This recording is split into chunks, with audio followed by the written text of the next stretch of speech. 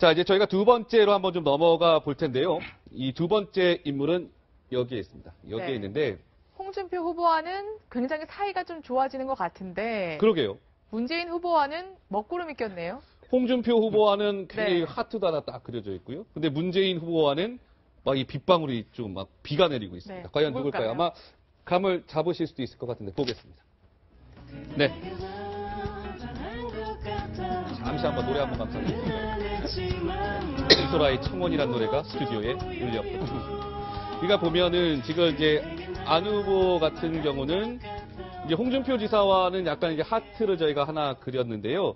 어제 그 TV 토론에서도 이와 비슷한 좀 분위기가 감지가 됐거든요. 어떤 부분이었는지 한번 영상을 통해 만나보시겠습니다. 안 후보님이 이제 공약집을 좀 봤는데 공정거래위원회를 좀 강화를 해야 되겠다. 여기는 내가 동의를 합니다. 예, 그 방향도 동의하십니까? 네, 그 네. 세 가지 방향 다. 네, 네. 기업 분할 네. 또는 그 재벌 계열 분리 이런 것도 있습니다. 거기도 동의하십니까? 그건 아직 내 공부가 좀 덜 됐습니다. 안 후보님이 조금 더 가르쳐 주시면 잘 보겠습니다. 형편이 좋으신 분들이 돈이 없어서 출산하지 않는 건 또 아니지 않습니까? 그렇죠. 그러면 포퓰리즘인데요. 안 후보님이 공약을 참조해서 잘못됐다면 고치겠습니다. 네. 저런 거 분위기가 처음 봐요. 좀 하여튼 굉장히 좀 뭐라 그래야죠? 푸근합니다. 이거 좀 어떻게 봐야 될까요? 그러니까 저는요, 이렇게 봐요. 안철수 네. 후보가 지금 공격을 하는데 계속 그렇습니다. 인정을 하잖아요. 인정을 해버리잖아요. 그러니까 예. 공격이 안 되는 거예요, 지금. 이제 브로맨스라는 저 단어의 뜻이 뭐냐면, 예. 브라더 플러스 로맨스를 합쳐서 남성들 간의 친한 사이를 브로맨스라고 부릅니다. 그러니까 홍준표 후보와 안철수 후보가 그런 사이라고 지금 표시를 해놓으신 건데, 예. 홍준표 후보 입장에서는요, 아까도 말씀드렸지만, 지지하고 있는 층이 겹치는 부분이 있어요. 안철수 후보하고. 그렇다고 하면 안철수 후보를 지지하고 있는, 다시 말씀드려서 문재인의 대항마로 홍준표에 대해서 의문점을 갖고 있는, 의심점을 갖고 있는 분들에 향해서 메시지를 던지는 거예요. 네. 내가 안철수 후보의 공약도 얼마인지 받아들일 수 있고 안철수 후보와 나는 생각이 같을 수도 있다. 뭐 아니라고 저는 생각합니다만 네, 네. 홍준표 후보 입장에서는 그렇게 메시지를 던져야 중도 보수층, 안철수 후보 쪽을 지지하고 있는 중도 보수층의 마음을 얻어서 예. 본인이 안철수 대신 문재인 후보의 대항마로 뜰 수 있다고 하는 네. 그런 메시지를 안철수 후보를 지지하고 있는 중도 보수층에 던지는 게 아닌가 하는 생각이 듭니다. 최근에 정치권에서 이제 막 단일화 얘기 좀 나오잖아요. 박상명 박사님. 뭐, 3자 단일화 얘기도 나오고. 지금의 이런 이 두 분 간의 이 좀 약간 이 푸근한 모습들이 이 단일화까지 우리가 조금 예측을 해보기에는 좀 너무 확대 해석하는 걸까요? 좀 어떻습니까? 우리가 너무 오버하는 거죠. 저 너무 오버하는 그렇죠. 겁니다. 예. 저는 부르면서 적어도 오버하는 겁니다. 저거 아닙니다. 정책 토론을 하다 보니까 구체적인 디테일에 대해서만큼은 준비가 안 된 부분이 많을 거예요. 네. 홍준표 후보가 오히려 쿨하게 가르쳐달라고 얘기하고 있는 거예요. 네. 쿨하게. 배울 수 있는 거는 유승민이라든지 안철수하고는 배울 수 있는 거예요. 네. 입장이 크게 다르지 않습니다. 크게는. 네, 네. 왜냐하면 중도 지역이기 때문에. 그래서 그걸 구체적으로 물어본 것이지. 그것을 가지고 홍준표 후보가 안철수한테 브로맨스라고 할 이유가 전혀 오히려 두 사람 라이벌이에요. 네, 네. 서로가 상대방을 꺾어야 반문재인 세력을 끌어안을 수 있는 네. 명분을 만드는 거예요. 그래서 네. 어제 그 내용을 가지고 브로맨스라고 할 수는 없는 것이고 네네. 더더욱이 안철수 후보는 홍준표 후보도 사퇴를 했잖아요. 얼굴도 안 보이게 했잖아요, 처음에는. 그랬죠. 그런데 이거 부르면서 저 또한 저는 오바다. 오히려 두 사람은 새롭게 반문재인 세력을 누가 더 견인할 것인가 네. 놓고 싸우는 구도다. 네. 저는 이게 두 분이요. 네. 또 달라요. 안철수 후보는 이게 홍준표 적입니다. 죽어야 자기가 살거든요. 근데 홍준표 후보는 안철수 후보에 대한 생각이 달라요. 아까 제가 그랬잖아요. 천하 2분지계로는 안 된다고. 네. 천하 3분지계.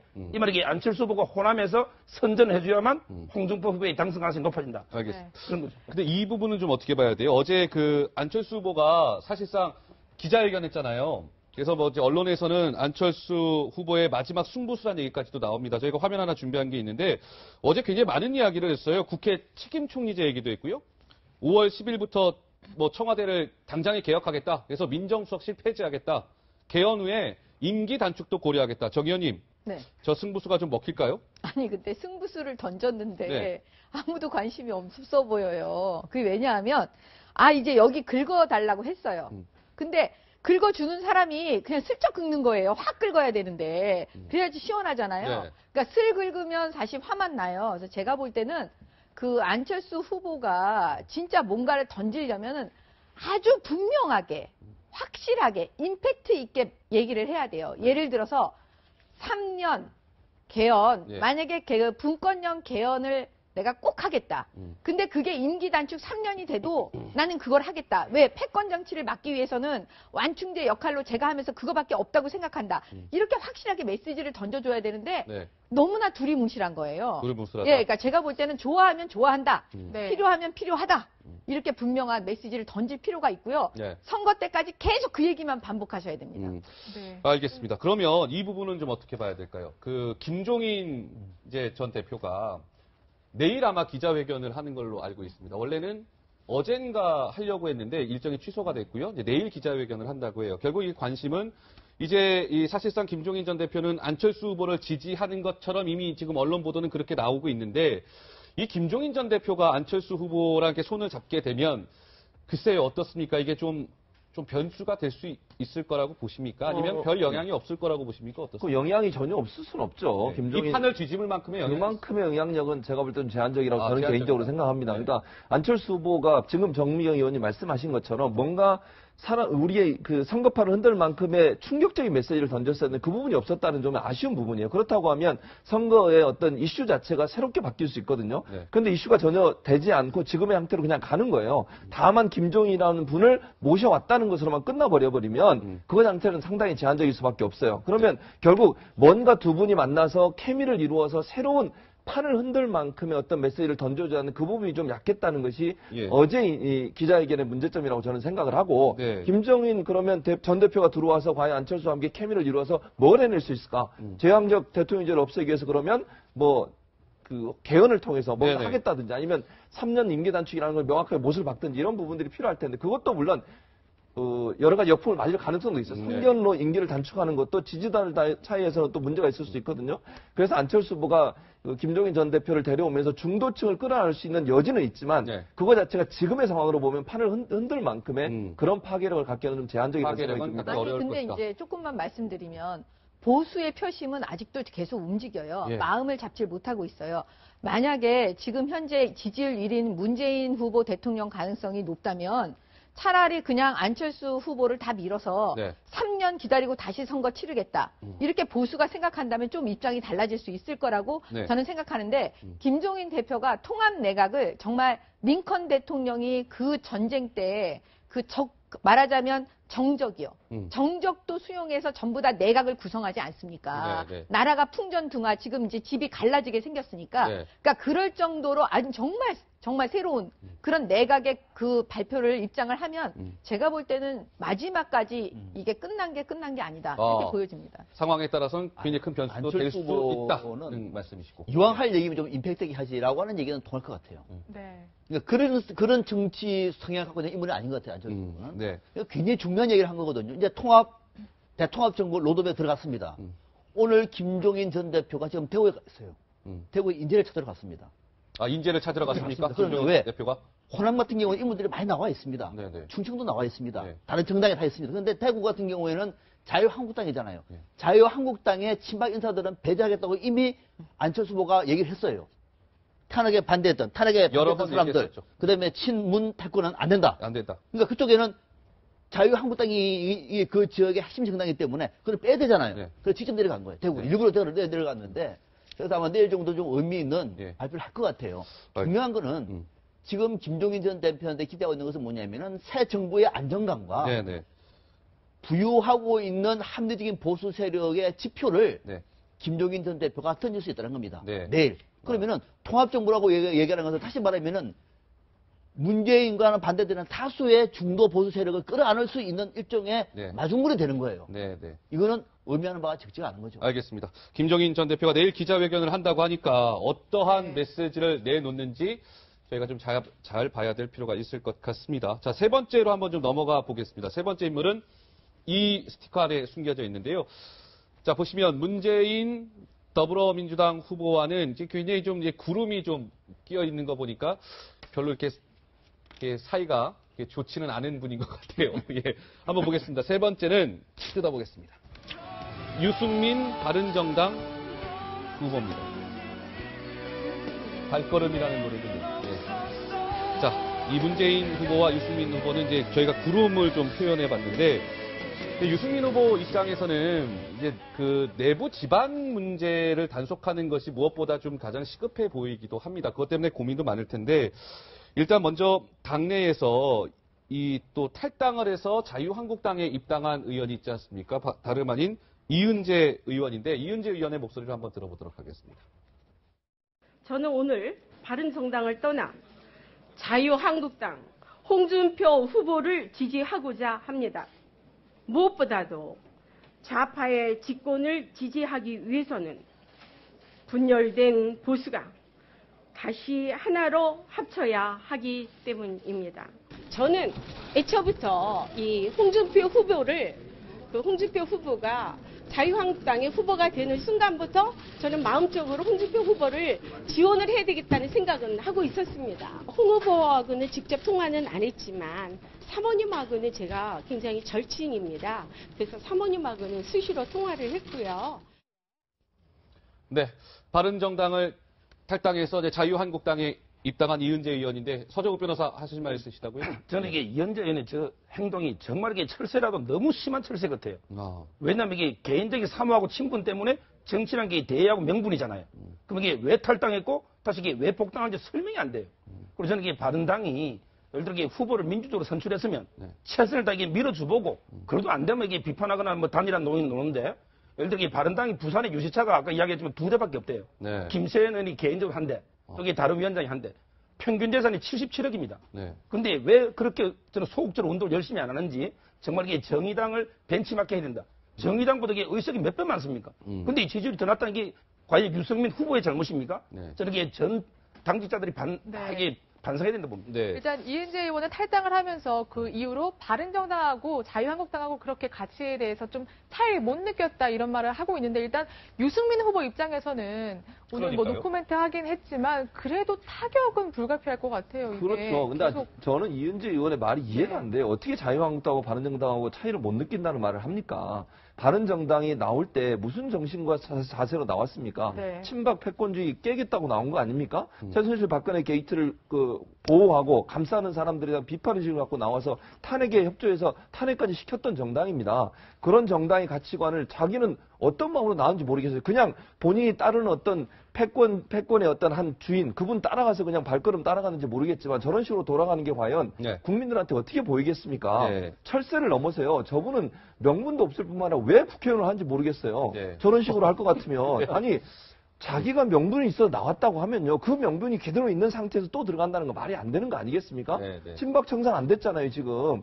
또 뭐 박근혜 전 대통령을 뭐 사면시키고 죄가 없다 그러고 무죄라 그러고 이런 식의 주장을 하는 대통령 후보가 있는 정당을 지지하고 네. 또 홍준표 후보가 후보 되자마자 그때부터 지지했다 이런 발언을 할 수 있을 것 같습니까? 이거는요.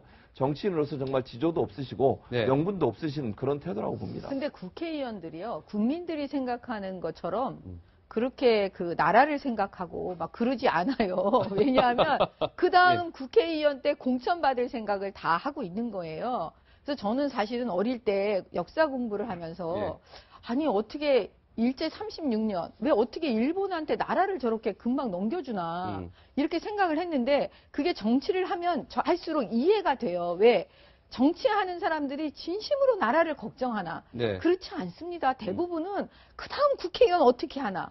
그런 생각만 하고 있어요. 그러니까 이렇게 이해가 안 되는 일이 막 벌어지는 거예요. 그러면 이거는 좀 어떻게 봐야 될까요? 단일화파 의원들이 존재하잖아요. 바른당 안에 한 20명 정도가 3자 단일화를 즉각 착수해라. 단일화 논의에 이런 아마 촉구하는 입장문을 발표를 했어요. 근데 유승민 후보 같은 경우는 계속해서 나는 끝까지 안주한다는 거잖아요. 이 3자 단일화 부분은 아까 잠깐 저희가 말씀을 나누긴 했습니다만 유효한 카드예요? 아니면 이거는 이미 이제 좀 이미 가능성이 없다라고 봐야 되는 겁니까? 박상병 박사님의 해석은 어떨까요? 예. 3자 단일화는 명분이 없죠. 명분이 없다. 명분이 없는 것이고 네. 당사자들도 반대했고 네.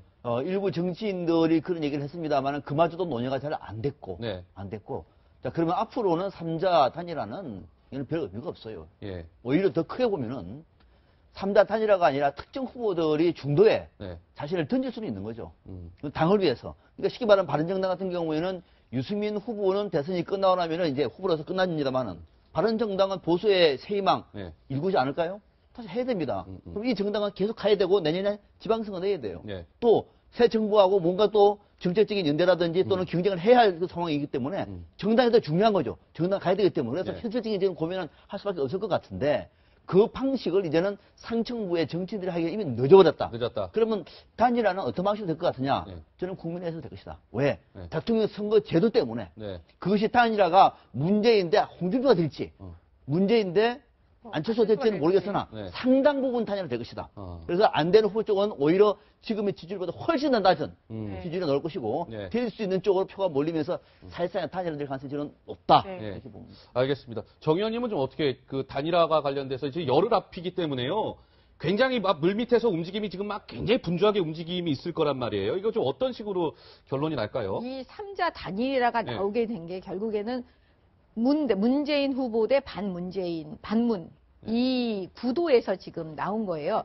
사실 그냥 현실적으로 얘기를 따지면 세 분이 단일화해서 한 분이 돼서 양강 구도가 되면 제일 사실은 이쪽 편에서 이제 보수 쪽에서는 네. 그러면 한번 해볼 만하다 이렇게 많이들 생각하시잖아요. 근데 그게 안철수 후보의 지지율이 아주 높을 때 저 3자 단일화는 사실 의미가 있어요. 네, 네. 예, 근데 지금 이제 안철수 후보의 지지율이 떨어지면서 이 3자 단일화가 실질적으로 지금 가능성이 많이 없어지게끔 보이잖아요. 네, 네. 근데 국민의 여론이 아 정말 그 문재인 대 반문 이거에 대한 구도로 가면서 네. 만약에 그 노력이 막 하라고 한다면 국민들께서 네. 그러면 뭐 기적적으로 될 수 있는데 제가 볼 때는 현실적으로 좀 불가능해 보이고요. 현실적으로 좀 예. 어렵다. 그러면 아까 말씀하신 대로 국민들께서 굉장히 어려운 선택지를 놓고 네. 선택을 할 수밖에 없는 상황이다. 이렇게 봅니다. 예. 그러면 그 국민의당과 저기 바른정당 간의 양자 단일화는 가능성이 좀 있습니까? 그것도 없습니다. 그것도 없습니다. 그것도 없습니다. 아, 예.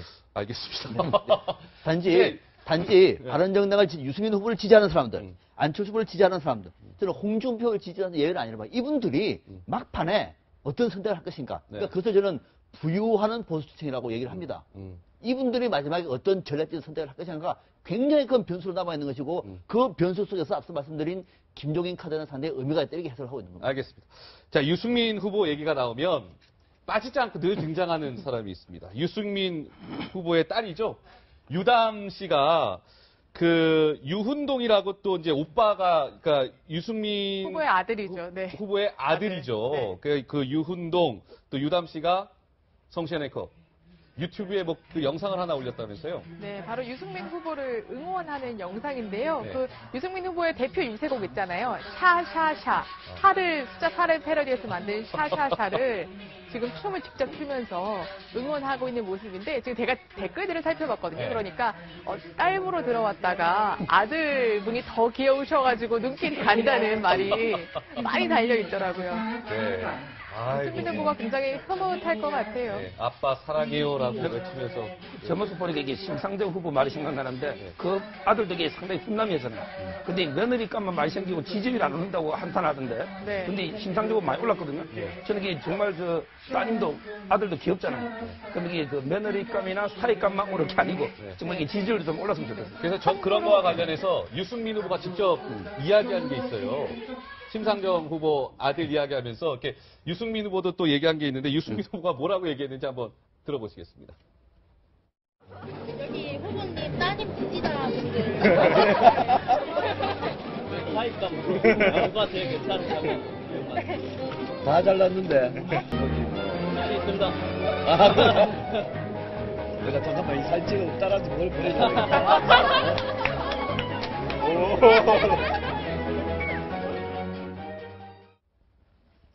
네, 유승민 후보의 모습을 봤습니다.